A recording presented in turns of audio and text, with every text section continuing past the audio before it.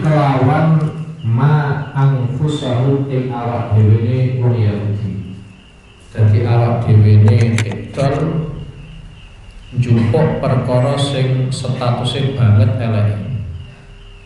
Ai asarina tegese pira-pira wong kang adol. Ai hadduha tegese bagiane anfusahum minal akhirati saking akhirat. In ta'allamu lamun padha belajar, lamun padha nyinau niku sapa wong Yahudi hu ing ma iku rupane sihir.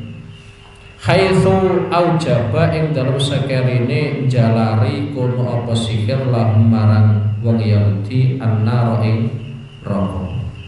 Dadi saelek-eleke perkara sing te'alap sebagai ganti awak dhewe wong Yahudi yaiku rupane sihir.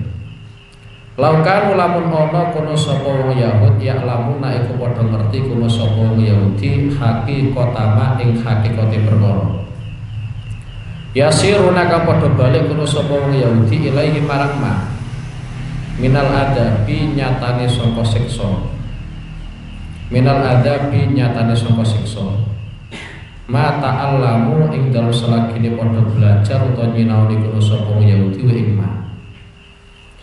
Walau annahum lan lamun tetep satune wong Yahudi ayil Yahuda tegese wong Yahudi amanu iku padha iman kono sapa wong Yahudi iman bin Nabi kelawan kanjeng Nabi sallallahu alaihi wasallam wal Qur'ani lan Qur'an wattaqau lan padha takwa padha wedi kono sapa wong Yahudi iqaballahi ing siksane Allah. Carane takwa bitarki ma'asi kelawan ninggalno maksiat dumateng Allah. Kasihri koyok contone sihir. Di antara wujud maksiat yaitu sihir. Wa jawabul law utawi jawabil law mahdhufun iku den buang. Umpama wong Yahudi kok percaya karo Kanjeng Nabi, percaya karo Quran dan meninggalkan maksiat. Di antara contohnya adalah meninggalkan sihir la uthibu mongko yektine den ganjar kono sapa wong Yahudi. Dalan nuduhake alaihi ing atase jawab lamathu batun apa dawuh lamathu batun. Lamathu batun yektine utawi ganjaran sawabun tegese ganjaran wa huwa utawi lafat mathu batun mubtadaun iku terkibe dadi mubtada. Walam utawi lam fi ing dalem lafat lamathu batun lil qasami ku krana faedah qasam faedah sumpah min ing dilahi saking ngersani Allah Subhanahu wa taala khairun iku luwih bagus. Khabaru iku khabare mubtada. Luwih bagus mimma tinimbang perkara saro kang padha adol kono sapa wong Yahudi bi kelawan ma anfusahum ing awak dhewene wong Yahudi. Jadi ganjaran di sisi Allah itu luwih apik daripada sesuatu yang dipilih oleh orang Yahudi, dalam hal ini adalah sihir. Laukan lamun ana kono sapa wong Yahudi ku ya lamun padha ngerti kabeh kono sapa wong Yahudi annahu ing setuhune ganjaran khairun iku luwih bagus. Lama asarohu lima krona perkara asaru kang padha dhisake kono sapa wong Yahudi hu ing ma alaihi ing atase ganjaran. Mungkin iki prinsip-prinsip yang mestinya dipegang oleh orang Yahudi tapi kadang muncul piye meneh. Jadi ya mau gak mau ya mereka harus ke dalam neraka. Walau annahum amanu wattaqau lamathu batun min indillahi khairun law kanu ya'lamun. Dadi umpama wong Yahudi ku iman ning gone Kanjeng Nabi, iman ning gone Quran. Syarat yang kedua mereka itu takut terhadap siksanya Allah dengan cara meninggalkan maksiat. Niscaya mereka juga akan mendapatkan pahala dari Allah Subhanahu wa taala. Karena prinsipnya adalah lamathu batun min indillahi khair. Yakni pahala di sisi Allah itu lebih baik dari yang lainnya. Dalam contoh ini adalah lebih baik daripada sihir. Mulane orientasine wong iku apa meneh wong mukmin kedahe niku yang perlu difikirkan yang paling utama adalah kaitannya karo akhirat. Ora kok karo donya nggih. Soale donya wis pokoke lewat tok. Lewat itu rasa kekan mikir, bukan ngerti lewati, mbok bener ora pokoke apa dilewati. Tapi yang jelas yang harus difikirkan itu adalah akhirat. Bahkan sekelas Rasulullah Shallallahu Alaihi Wasallam itu juga mendapatkan dawuh walal akhiratu khairun laka minal ula. Yakni akhirat itu lebih utama, lebih baik bagi engkau Muhammad daripada apa? Dunia. Mulane wong kuwi kudu mikir akhirat tenanan, ojo mikir donya tenanan nggih. Wis pokoke donya sak kadare mawon, sing penting sampean mikir akhirat kuwi tenanan. Kranten apa nggih? Kranten wong kuwi nek wis takdirno ning gone donya, mesti perangkat yang memang jatai itu sudah disiapkan oleh Allah Subhanahu wa taala. Tapi kalau dalam urusan akhirat ya, dalam urusan akhirat itu nanti yang menentukan adalah kita. Artinya yang menentukan adalah kita. Kalau dalam pemikiran Al-Qur'an, cara berpikirnya Al-Qur'an adalah kita ning gone dunya itu hanya diberikan pilihan. Sampean milih apik ya monggo, sampean milih elek ya monggo. Tapi yang jelas masing-masing ada dampaknya. Nek sampean milih apik ya dampaknya nanti adalah kebaikan fid dunya wal akhirah. Nek sampean milih elek ya dampaknya adalah fid dunya wal akhirah. Dampak negatifnya adalah fid dunya wal akhirah. Iku ning dunya. Berarti semisal kaya ngene nggih. Satu contoh diantaranya fi mas'alatir rizki nggih, dalam urusan rezeki. Dalam urusan rezeki karena memang kita itu ditakdirkan hidup ning dunya, maka jatah rezeki itu mesti ono nih. Nggih, mesti ono nih. Artinya apa? Kalau memang kita itu ditakdirno pangeran kok golek rezeki, maka kita harus punya niat kita golek rezeki iki golek ridhone Allah Subhanahu wa taala. Soalnya sampean golek rezeki utawa ora golek rezeki, jatah rezeki kita iku wis ana takrane. Mulane pesene para ulama, pesene wong-wong saleh, kita iku nek golek rezeki, golek ridhone Allah Subhanahu wa taala, golek anugrahe Allah Subhanahu wa ta'ala. Mulane cara Al-Qur'an piyambak niku faida qudiyatis sholatu fantasiru fil ardi wabtaghu min fadlillah. Sampeyan niku nek wis bar salat ya udah buyaran. Ora kok angkrem ning gone masjid wae mboten nggih. Sampeyan buyaran. Engko nek buyaran terus sampeyan golek fadhole Allah Subhanahu wa taala, yakni anugerah Allah Subhanahu wa taala. Soale mbok piye-piye no, mentok kita iku sedina sewengi nisbate kan ya tetep entek 3 piring ngono ae lah. Ya, bojone kita ya entek piro? 3 piring. Cara total paling mentok 6 piring. Lah duite kita sing nggone sak iku kira-kira iso 200 ya 100. Iku kan kira-kira wis cukup. Nggih. Mulane umpama sampean tiap dina kok takdirno pangeran iku kerja, sampean niati golek fadhole Allah Subhanahu wa taala. Bahkan wonten ulama ingkang menyarankan sampean nek kerja sampean niati anut Kanjeng Nabi Muhammad sallallahu alaihi wasallam. Mulane cara ulama niku anut Kanjeng Nabi modelnya macam-macam, ora usah salat bareng nggih. Ora kudu salat mboten. Sebetulnya salat wajib sampean lakoni, salat fardu sampean lakoni. Tapi untuk mutaba'atu Rasulillah, anut ning gone Rasulullah iku ora kudu ning gone apa? Salat. Ora kudu ning gone poso tok, ora kudu ning gone sedekah. Mulane yang dijelaskan oleh para ulama, itu seluruh kehidupan Rasulullah. Mulai angone, mulai dagangnya dan seterusnya. Kenapa? Karena untuk mengikuti jejaknya Rasulullah itu tidak harus pada satu hal. Semisal orang kudu ning gone salate, ora kudu ning gone posone. Tapi kita bisa mengikuti Rasulullah dengan jalur-jalur yang lain. Lah selama ini kita itu sebenarnya sudah mengikuti Rasulullah, cuma ora patek pede. Kenapa? Soalnya ketoke mu adat tok. Mboten ketinggal ibadah. Lah sampeyan kerja, nggih. Ya kan adate sampeyan pancen kebiasaane kerja. Pancen senengane kerja, kon salat pancen gak kuat tenan ya. Kon poso tambah innalillahi nggih. Kon sedekah kok wabot ya.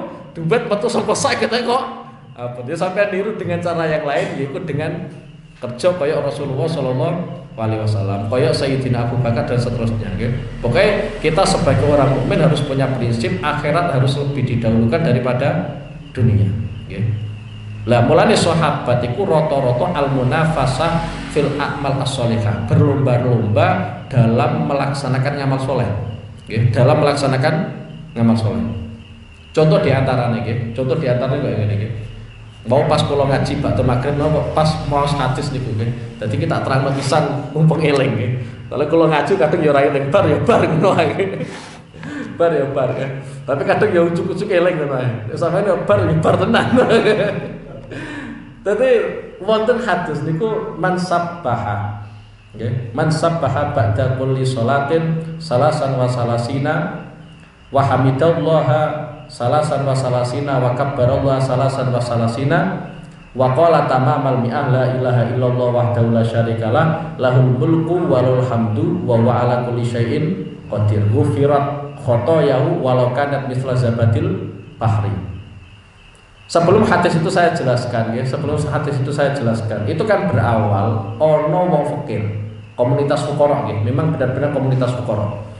Itu mereka cemburu terhadap pahala yang selama ini diraih oleh orang-orang kaya. Kenapa? Karena orang kaya itu bisa bersedekah. Umpama ono tamu dadakan, mereka juga bisa memberikan jamuan kepada para tamu. Dan itu kalau kita lihat dari sisi pahalanya luar biasa. Sahabat-sahabat yang fikir itu paham tentang hal itu. Sahabat zaman biyen kan nek pancen fikir tenanan. Bahkan tek cerita no, cara gampangane istilah wong Jawa, sego sak piring iku nek pancen keluargane kok jumlahe 6, ya sak piring dibagi 6. Kok mikir persiapan sesuk. Untuk hari ini saja, sahabat itu nek wis kadung gak duwe fikir tenanan. Dadi nisbatnya sego sak piring anggota keluarga kok 6, ya sak piring dibagi wong 6. Nek kita kan gak. Sak fakir-fakire kita iku tetep persediaan makanan kanggo sesuk iku iso luweh. Mesti iso luweh. Dadi meskipun kita itu mungkin nggih statusnya itu fuqara, statusnya masakin, tetep tik bandingno para sahabat iku jauh. Jauh nggih. Dadi fakir sahabat pancen senemen. Tapi ora ono kemudian ning gone ngarepe omah ono tempelan keluarga miskin gak ono sahabat. Zaman saiki mawon kenemenan ya. Kenemenan ya sakno wis fakir tak isen-isen tulisane keluarga miskin ora oleh dicopot sisane. Oh, BLT paling piro ngelak-ngelak omah sampe kaya ngono ya. Tapi jelas ngeten nggih. Dadi kecemburuan orang-orang fakir sampe kaya ngono nggih.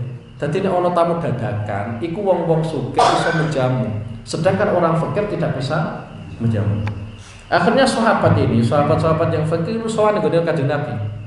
Sowan nggone Kanjeng Nabi menyampaikan keluh kesahnya kenapa kok tidak bisa menyaingi orang-orang kaya dalam memperoleh pahala. Akhirnya Kanjeng Nabi ngendikana man sabbaha wa dubura kulli sholatin salasan wa salasina. Nek ana wong maca tasbih ping 33 sawise salat. Maca alhamdulillah ping 33 sawise salat. Maca Allahu Akbar ping 33 sawise salat. Kemudian disempurnakan dengan membaca la ilaha illallah wahdahu la syarikalah lahul mulku wa lahul hamdu wa huwa ala kulli syai'in qadir. Iku janjine Kanjeng Nabi ghufirat khotoya walau kanat misla zabadil bahri. Dosa-dosanya itu disepuro dening Allah Subhanahu wa taala.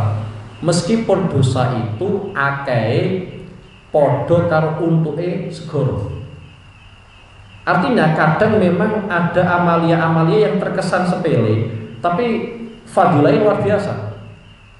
Liyo sampean umpama fakir terus kon sedekah gak iso. Satu-satunya jalan nek pengen entuk ganjaran ya niku. Maca tasbih ping 33, maca alhamdulillah ping 33, maca Allahu Akbar ping 33. Kriminal kita ku sedekah wis ora patek minat, zikir ya ora patek minat. Sing penting Islam iman, tapi ya sapilah daripada kafir, daripada wong kafir gitu. Tapi ini satu perumpamaan gitu, di mana para sahabat itu munafasah fil amal as-shalihah, berlomba-lomba piye carane melakukan amal soleh. Mulai di antara ciri khasnya para sahabat itu adalah mereka sing fikir-fikir boten dados bebane sing sugih. Ya sing fikir-fikir boten dados bebane sing sugih. Itu prestasi betul. Lha sampeyan gambarno mawon nggih, lha ya sego sak piring anggota keluarga 6 ya dibagi 6. Sedangkan persiapan makan untuk esok hari wis ora kepikir. Saiki sing dipikir. Sing sesuk ya iku urusane sesuk. Saking mantepe para sahabat ning gone dawuh Kanjeng Nabi Muhammad sallallahu alaihi wasallam. Kemudian yang perlu kita contoh lagi dari sekian sahabat-sahabat Kanjeng Nabi nggih. Meskipun beliau itu dalam kondisi keterbatasan, mungkin secara ekonomi sebagian itu dalam kondisi keterbatasan, tapi rezeki yang dibawa oleh para sahabat itu mampu membuat Islam jaya. Islam sampai tekan kita, itu kan barokah sahabat. Mulane bolak-balik kula cerita, ana sahabat loro isih enom, kira-kira durung rabi. Iku sowan ning gone Kanjeng Nabi daftar dadi tentara. Ditakoki kalian Kanjeng Nabi, soalnya kira-kira Kanjeng Nabi itu tidak siap untuk memberikan konsumsi. Jadi Kanjeng Nabi yo nakoki, modalmu napa? Tek jawab kalian sahabat sing isih enom niku, kula namung gadah kurma setunggal. Padahal wong loro, kurma siji tok. Karena sudah punya modal rupane kurma siji. Akhir Kanjeng Nabi, ya sudah, silakan kamu ikut perang. Itu ketika perang, nggih, ketika perang kurma siji gawe mut-mutan tok. Angger sing siji wis bar ngemput gantian sing sijine wis bar gantian sing sijine ngono tok. Tapi membuat Islam jaya. Tapi bayangno kita mawon nggih, kita duit yo sampai atusan ewu bahkan sampai jutaan. Dadekno Islam sukses sing angel ra keprayo. Ngejak wong liya lho yo. Lah iya bayangno kaya ngene nggih, nek gambarane Quran nggih, gambarane Quran. Iki tak aku pancen wong saleh iku ketok kriminal ketika dibandingno wong fasik. Cara gambaran Quran nggih. Dulu zamannya sahabat, itu ada sebagian sahabat yang mengeluh ketika melakukan peperangan ternyata mereka itu kesakitan. Lihat resiko dari peperangan kan tetap ono anggota fisik sing lecet, mbok kena tombak, mbok kena pedang dan seterusnya. Kan pasti seperti itu. Lah sebagian sahabat masih mengeluh. Ketika mereka itu mengeluh kepada Rasulullah SAW, ternyata peperangan ini sakit. Kemudian Rasulullah mendapatkan ayat Al-Quran dari Allah Subhanahu Wa Taala, nek awakmu mengeluh gara-gara kamu itu kesakitan di medan perang, sebenarnya orang-orang kafir itu juga kesakitan, tapi mereka tetap semangat membela kekafirannya. Sedangkan kamu yang katanya beriman ternyata kesakitan sedikit saja kok mengeluh, kan gak pantas. Sing wong kafir semangat perang luar biasa, meskipun resikonya dene yo loro kabeh. Sedangkan kita katanya orang soleh, katanya orang yang beriman, ketika berjuang ternyata kesakitan sedikit terus ngeluh, aduh sakit kan ya ora pantes. Lah ini seringkali dibandingkan dalam Quran nggih. Mulane sampeyan pengen ngerti kira-kira kita itu dalam kondisi keterpurukan dalam ibadah atau tidak, sampeyan bayangno utawa bandingno karo wong fasik. Contoh sederhana kayak gini nggih. Di antara yang digambarkan oleh para ulama, ketika kita merasa berat ngelakoni sholat tahajud misalnya, mosok wong kok jam 2 kudu tangi, jam 3 kudu tangi kon ngelakoni sholat tahajud bar kuwi turu meneh. Cara ulama membandingkan adalah seperti ini. Lah iya, kadang wong maling ning gone omahe wong liya, iku kadang yo tengah malam. Mereka juga kedinginan, tapi tetap memperjuangkan malingnya. Sedangkan kita malas, apa ngelakoni tahajud 2 rakaat lho. Wes ora usah tahajud 3 rakaat, witir sak rakaat kan ya tetep mulai. Witir sak rakaat jam 2. Ah, boten kaprah. Sedangkan maling pertaruhan tenan. Yo, taruhane nyawa tenan kira-kira tek kecekel nek. Ya nek kecekel. Tapi mereka tetap berjuang padahal iku nglakoni maksiat. Sedangkan kita tengah malam melek nglakoni 2 rakaat, ah, boten kaprah. Ojo kok sing 2 rakaat tengah malam subuh lho kadang ora kelakon, padahal sing maling tetep istiqomah maling nggih. Mulane di antara gambaran Al-Qur'an itu kalau dalam Al-Qur'an memang yang dicontohkan adalah perang. Karena ada sebuah peristiwa di mana para sahabat, sebagian sahabat itu ketika melakukan peperangan ternyata mereka mengeluh gara-gara nek perang mesti lara kabeh awake. Wong kena tombak, kena pedang dan seterusnya. Tapi kemudian Allah Subhanahu wa taala memberikan wahyu ning gone Kanjeng Nabi rupa ayat Al-Qur'an, yaitu kalau diartikan adalah kalau kamu merasa kesakitan gara-gara ikut berjuang membela agamanya Allah, maka sebenarnya orang-orang kafir itu juga merasa kesakitan. Jadi podo-podo loro nih, sing sampean bener kok ora semangat, sing kono jelas salah malah semangat. Ini sebagai bahan koreksi kita semua, di mana nek kita aras-arasen nglakoni ibadah sekali-kali bayangno ana maling jam 2 dalu iku yo semangat yo kanyeben resikone yo nyawa yo tapi tetep semangat nggih karena punya harapan kira-kira untuk duit itu lho. Lah sampean tengah malam sholat sampai punya harapan untuk ganjaran di sisi Allah Subhanahu wa taala. Nggih. Biasanya itu adalah perbandingan nggih. Bismillahirrahmanirrahim.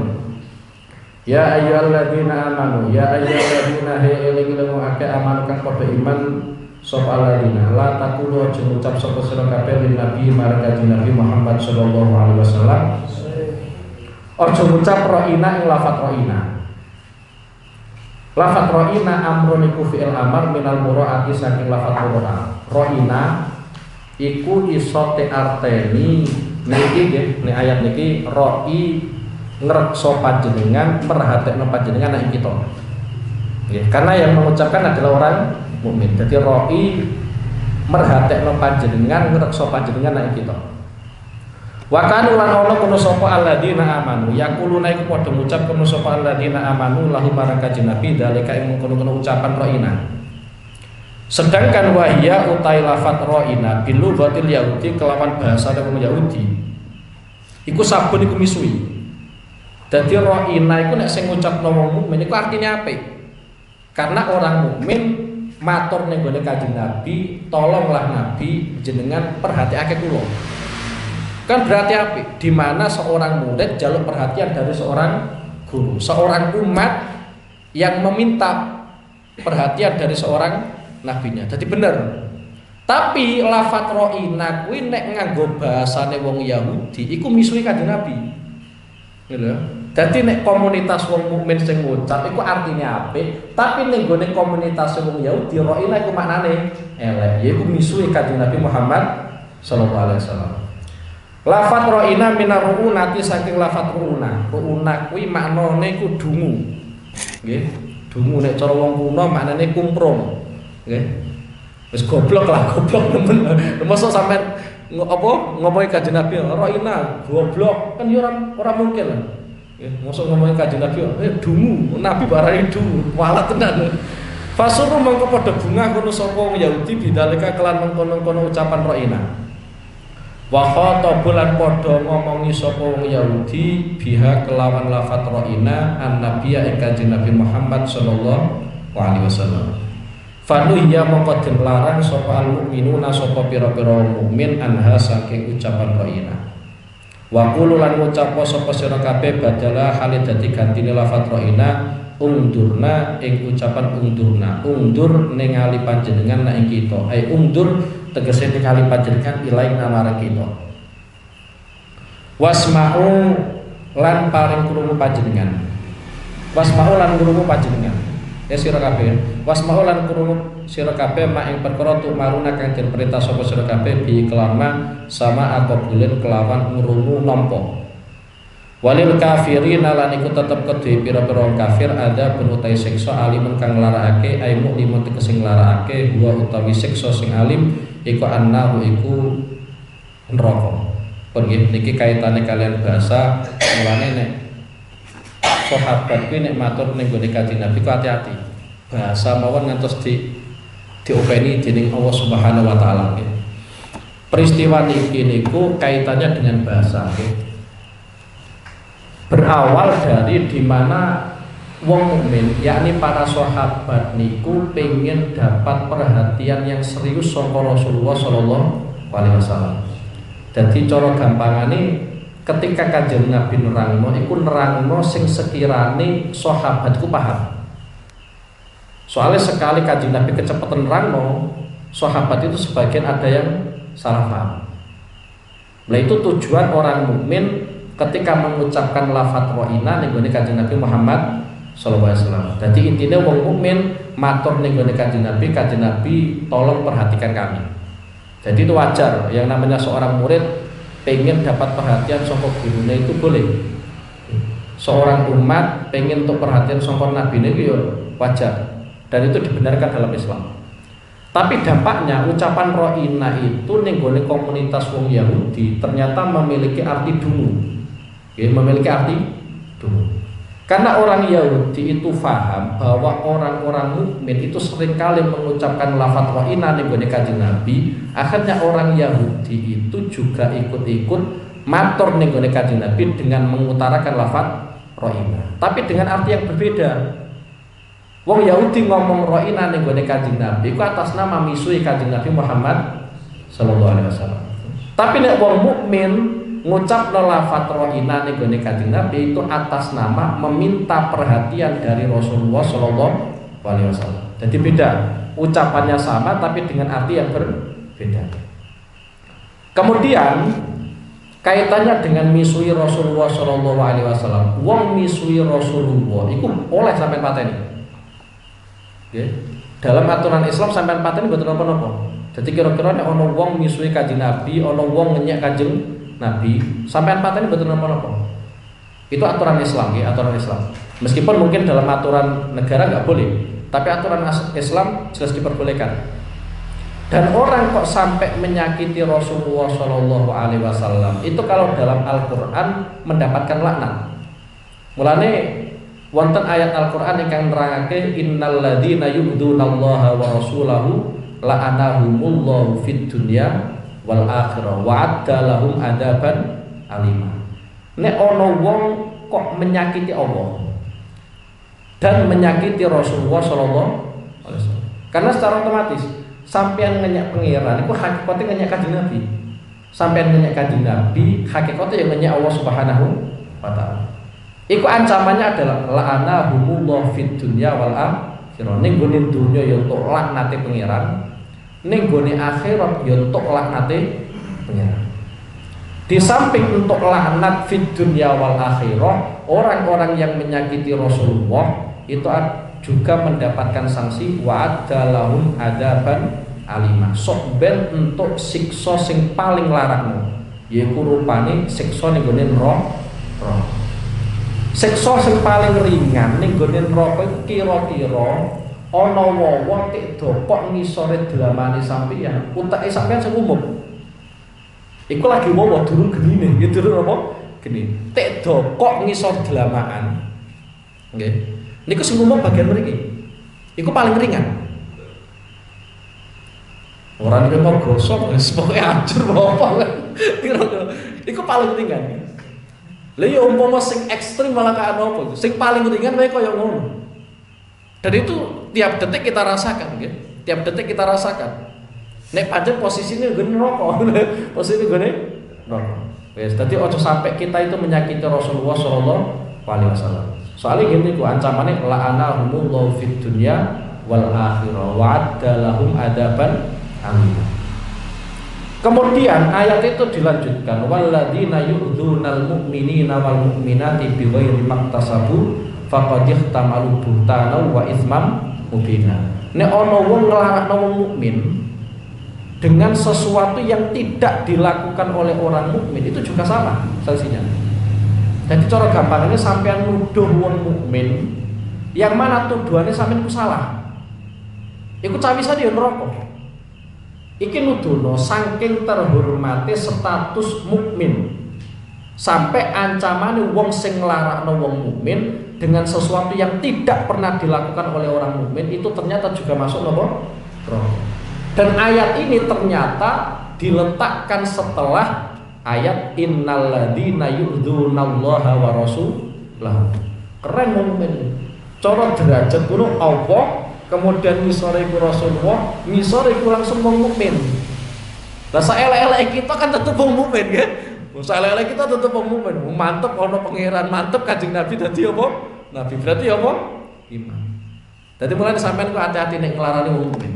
Lah yuk nglarani wong mukmin mawon ancamane kaya ngono, apa meneh nglarani Kanjeng Nabi Muhammad sallallahu alaihi wasallam. Mulane lah kadang Kanjeng Nabi ku merasa sakit gara-gara ada orang-orang yang di situ ada sangkut pautnya dengan Rasulullah disakiti.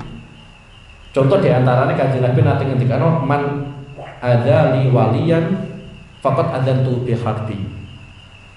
Nek ana wong kok menyakiti seorang wali, jadi ono wali bener-bener wali, dia orang wali murid atau wali kelas, berarti dia bener-bener wali yang min aulia ilah. Sampean sakiti, iku kira-kira ancamannya nih gede hadis, fakat ada tuh bil harbi. Sampean perangi betul apa-apa. Apa meneh nek ono wong kok sampai menyakiti Rasulullah Sallallahu Alaihi Wasallam, ono wong misui Kanjeng Nabi Muhammad Sallallahu Alaihi Wasallam. Itu dalam aturan Islam oleh dipateni. Mulane dulu ada seorang sahabat iku nek matur ning gone Kanjeng Nabi suarane lantang. Sampai suarane sahabat ku luwih dhuwur volumene daripada suarane Kanjeng Nabi. Ono sahabat kaya ngono. Dadi pancen suarane kan banter. Dadi nek matur ning gone Kanjeng Nabi, volumene sahabat, suarane sahabat karo volumene suarane Kanjeng Nabi ku luwih dhuwur sahabat. Itu saja ditegur Quran.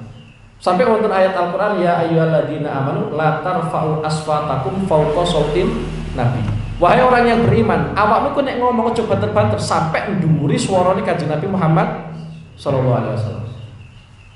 Setelah ayat Quran ini turun, sahabat sing biasane matur ning gone Kanjeng Nabi, suarane pancen nadane lantang, iku koden.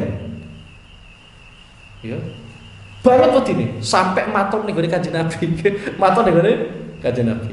Cara gampangane cara wong Jawa jamu pura. Akhire tes pura dening Kanjeng Nabi Muhammad sallallahu alaihi wasallam. Lah repote saiki umpama cara gambarane ngene nggih. Memang fikih perlu mikir. Umpama aku ora nyindir sapa-sapa nggih. Ora nyindir sapa-sapa. Sing kanan kuwi ana ngaji, sing kene ana dambutan. Banter dambutan iku piye? Wis sembo iku urusanku nggih, ora urusanmu ya. Tak pikir dhisik. Aku kadang ya mikir ngono. Lha iku pas bareng lho, pas ya. Yang kita permasalahkan adalah pas bareng. Lah beto nek ning kene ora bareng meneh. Aku ora nyindir sapa-sapa. Soalnya ini perlu dibahas nggih. Satu contoh di antarane. Nek ana wong biasa, suarane lantang pada saat seorang ulama itu menjelaskan hukum, ini sudah problem. Ya, sudah nomor problem. Ojo sampai suarane wong alim yang menjelaskan agama itu terkalahkan dengan suara-suara yang tidak penting. Wis mulai tak pikir sampean ora sampe mikir. Engko nek wis ketoke dadi sampean takok lagi ora apa nggih. Sementara iki masih dalam pemikiran nggih.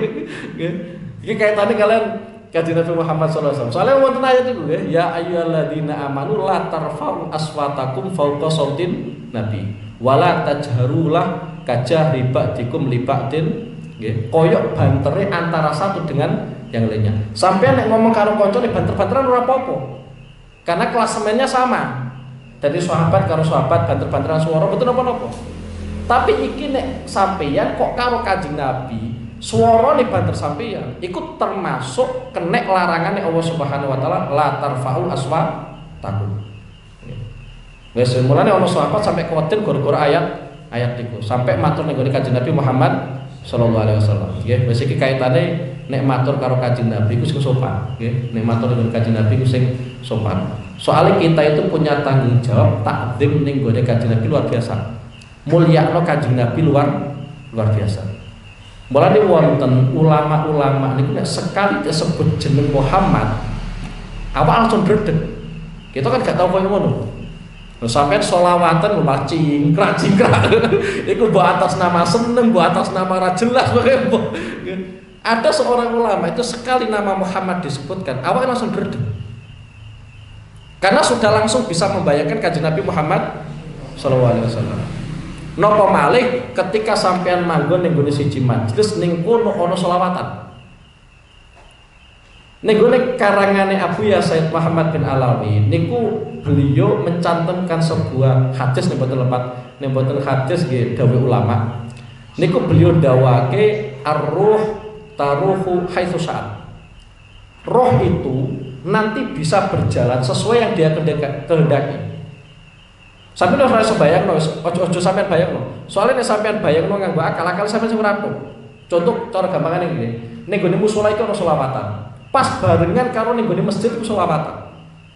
Jamnya ya sama, mulainya yang sama. Itu di setiap majelis di situ dibacakan Rasulullah. Roh Rasulullah itu hadir. Tapi sampean ora usah bayangno, kok dadi rohe Rasulullah dadi pirang-pirang. Wis ora usah sampean bayangno. Pokoke rohe Rasulullah iku apa? Hadir. Iku saking terhormate majelis di mana dibacakan sholawat ke Kanjeng Nabi Muhammad sallallahu alaihi wasallam. Karena kita punya tanggung jawab takzim. Lah repote kadang ada sholawatan di mana-mana, kemudian cingkrak-cingkrak sampai orang duweni adab ning gone Rasulullah sallallahu alaihi wasallam. Ini yang mengkhawatirkan. Wong kok ora duweni adab ning gone Rasulullah, iku dawuhe Mbah Hasim nggih, ning gone kitabe beliau, ning gone kitab napa At-Tambihatul Al-Wajibat. Niku mengkhawatirkan kapundhute dalam keadaan suul. Wong ora takdim ning gone Kanjeng Nabi. Wis mulai sampai hati-hati nggih. Nek sekali hadir ning gone majelis sholawat, ya kudu siap-siap takdim ning gone Kanjeng Nabi sing luar biasa. Ojo kok sampean mulyakno Kanjeng Nabi gara-gara vokale suarane enak. Nek suarane ora pate enak sampean ora pate apa? Hormat dengan Kanjeng Nabi ojo. Ya, dadi wajib hormat dengan Kanjeng Nabi Muhammad sallallahu alaihi wasallam. Bismillahirrahmanirrahim.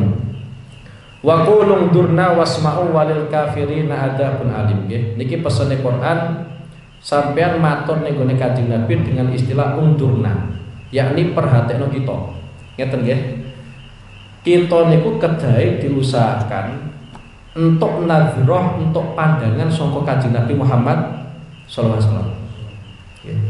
Karena Kanjeng Nabi sekarang itu sampun kapundhut, piye carane kita mendapatkan nazroh, mendapatkan pandangan dari penerus-penerus Rasulullah sallallahu alaihi wasallam, yaitu para ulama. Itu diusahakan. Mulane sampeyan nek karo ulama itu sebisa mungkin mendekat. Saelek-elek sampean kudu iso mendekat supaya mendapatkan nadroh, mendapatkan pandangan dari seorang ulama. Soalnya nopo pandangan seorang ulama iku ndadekno atine wong sing tek sawang iku entuk nur. Lagi-lagi. Iki tak runut mulai awal nggih, tak runut mulai awal. Kanjeng Nabi niku nate ngendikano man ro'ani dakhalal jannah. Wa man ro'ani dakhalal jannah. Sapa wong sing ningali aku mesti mlebu swarga. Wong sing ningali, wong sing tau ningali aku ya mlebu napa? Swarga.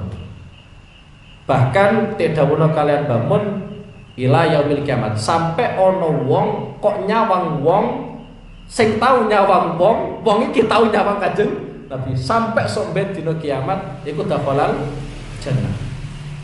Kenapa kaya ngono? Sing pertama nggih, wong kok tahu nyawang Kanjeng Nabi dalam hal ini adalah sahabat. Iku nggawa nure Kanjeng Nabi. Nggawa cahaya saka Kanjeng Nabi Muhammad sallallahu alaihi wasallam. Mulane sahabat ku ngaji, orang ngaji tetep ngalim. Cara gampangane ngene. Ana wong ning gone ngisore lampu kuwi banget padange. Mbok gelem ngaji, ora gelem ngaji tetep kepadanya. Mulane sahabat iku mbok ngriwayatno hadis utawa orang ngriwayatno hadis, tetap ngalim. Iku sahabat. Orang yang hidup setelah sahabat, yakni dalam hal ini adalah tabi'in, generasi yang kedua, iku iso entuk utawa iso masuk ning gone hadis Kanjeng Nabi man ra'ani dakhalal jannah wa man ra'ani dakhalal jannah. Iku kudu ngaji. Nek pengen tok nur saka Kanjeng Nabi Muhammad. Soalnya setiap sahabat itu nggawa nure Kanjeng Nabi.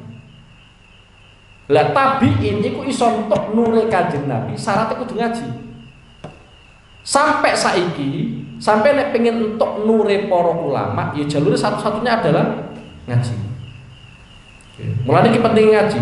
Dengan kita mendapatkan nure Kanjeng Nabi Muhammad SAW lewat ulama, iku iso dadekno kita kuwi kapundhut dalam keadaan husnul khotimah. Iki sing dadekno kita ayem nggih. Mulane duweni guru wong alim ku penak nggih. Kira-kira jatah mati husnul khotimah 99% gitu loh ya. Penak karena apa? Karena membawa nure Kanjeng Nabi Muhammad sallallahu alaihi wasallam. Ora pantes nggawa nure Kanjeng Nabi kok mlebu ning gone apa? Neraka. Mulane niki disebutna waqulum durna. Sampeyan piye carane untuk pandangan saka pandangane ulama. Umpama kita ora entuk pandangan ulama, minimal kita itu yang memandang ulama. Bahkan disebutna ning gone salah setunggalipun hadis tek riwayat kalian Imam As-Suyuti, nggih. Niku beliau nate ngriwayatno hadis nek ana wong nyawang wajah ulama. Nggih, nyawang wajah ulama. Iku iso ndadekno nur sing tek gawa ulama kuwi medhun ning gone atine kita. Lagi nyawang tok niku. Dereng ngaji lho, nggih. Dereng napa? Dereng ngaji. Saking gedene pengaruhe nyawang ulama. Mulane kula bolak-balik nyeksa niki, kadang ana wong sowan ning gone ulama ya nyawang tok. Kula niku gadahi guru, iku agar esuk mlebu daleme bangun, ya nyawang bangun tok. Baru kuwi metu neh. Ya ora ngaji, padahal agar esuk ngaji Ihya. Bangun agar esuk ngaji Ihya. Kecuali nek prai kaya dina Jumat, dina Selasa kan prai banyak ya. Tapi meskipun hari-hari yang tidak prai ngaji Ihya, iku beliau iku mlebu dalem. Nyawang wajah bangun, baru kuwi metu neh. Ya ora melu ngaji. Dan itu dilakukan terus. Pengen saged nyawang ulama. Soalnya nyawang ulama wis ibadah, penak mungkin. Nyawang ulama tok ampun apa? Penak gitu. Termasuk yang mriki wa qulung durna niki kaitane kalian untuk pandangan sangka Rasulullah sallallahu alaihi wasallam, nggih. Bismillahirrahmanirrahim. Mayawatu ora seneng. Sapa alladzina wong akeh kafar kang padha kufur sapa alladzina min ahlil kitab bisa ke ahli kitab. Walal musyrikin lan ora pira-pira wong musyrik minal arabi saking wong Arab. Atfun iku dinatofake ala ahli kitab ing atase ahli kitab wa min utaimin iku lil bayani krana are jelasake. Wong kafir ku sapa isine yaiku ahli kitab dan orang musyrik. Ayyunazzala ora seneng ayyunazzala ing arep turunake alaikum ing atase sira kabeh min khairin apa kebagusan. Min utaimin zaidatun iku tambahan khairin ay wahyin tegese wahyu. Mir rabbikum saking pengirani sira kabeh. Hasad dan korona are hasud lakum marang sira kabeh. Hasad dan korona are hasud lakum marang sira kabeh. Padahal wallahu utai Gusti Allah iku yahtasu khususake sinten Allah bi rahmati kelan rahmati Allah. Isine rahmat nubuwatihi yaiku nubuwai Allah Subhanahu wa taala man ing wong yasau kang ngersake sinten Allah. Wallahu utai Gusti Allah dzul fadli iku dat kang paring anugrah al azim kang agung kula apa anugrah. Pengen iki pertimbangane wong-wong ahlul kitab dan orang-orang musyrik ya. Dadi wong-wong musyrik niku ora seneng wong mukmin kuwi entuk wahyu. Artinya ngene lho. Wong musyrik karo wong ahlul kitab iku ora seneng Kanjeng Nabi Muhammad mendapatkan wahyu. Artinya ojo sampai Nabi Muhammad itu mendapatkan jabatan menjadi seorang nabi. Jadi nek aku ora entuk jabatan jadi nabi akhir zaman, Muhammad ya ojo sampai entuk. Nah itulah yang diharapkan oleh orang-orang musyrik, oleh ahlul kitab. Jadi nek cara istilah di masyarakat kita, nek aku ora entuk BLT, kono ya ojo sampai entuk BLT lah. Kira-kira kaya ngono lah. Nah itu yang diharapkan oleh orang musyrik, oleh ahlul kitab. Saking hasute ahlul kitab, saking hasute wong musyrik ning gone komunitas Kanjeng Nabi Muhammad sallallahu alaihi wasallam. Dan yang melatar belakangi itu semua adalah hasadan lahu. Nggih. Jadi mereka hasud ning gone komunitas Kanjeng Nabi Muhammad sallallahu alaihi wasallam. Padahal rumus yang mesti adalah wallahu yahtassu bi rahmatihi may yasha. Pangeran iku berhak mengkhususkan rahmat ini untuk si A. Nabi ini jabatan nabi untuk si A. Iku terserah Allah Subhanahu wa taala. Dadi ora iso pangeran ku sampean setir. Sampeyan pengen nyetir pangeran, pengen ngatur pangeran betul sakit. Karena Allah itu punya kekuasaan wallahu yahtassu bi rahmatihi may yasha. Terserah pangeran. Mulane kita itu diberi contoh oleh Allah Subhanahu wa taala dari beberapa contoh. Contoh ngeten nggih.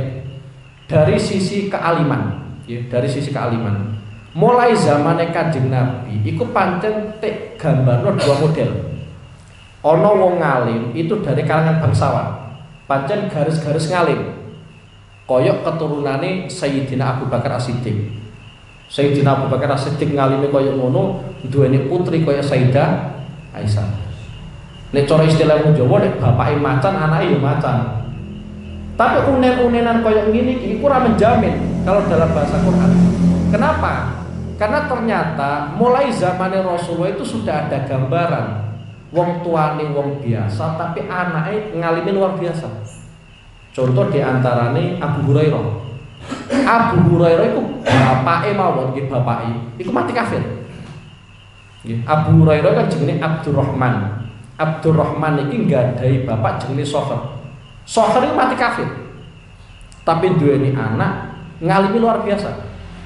Bahkan akeh-akeh sahabat sing ngriwayatno hadise Kanjeng Nabi ku jenenge Abu Hurairah. Dadi ono wong alim dari kalangan bangsawan ya ono. Dadi macan ngetokno macan ya ono. Tapi kadang kucing ngetokno macan itu ya ono. Mulai zamannya Kanjeng Nabi Muhammad sallallahu alaihi wasallam sampai sekarang. Nggih, sampai sekarang. Mulane aku seneng kadang kita itu ditampilkan ono ulama sangka nasab ape, seneng. Tapi nggih wonten ulama iku nasabe biasa wae. Mun ulama. Nggih.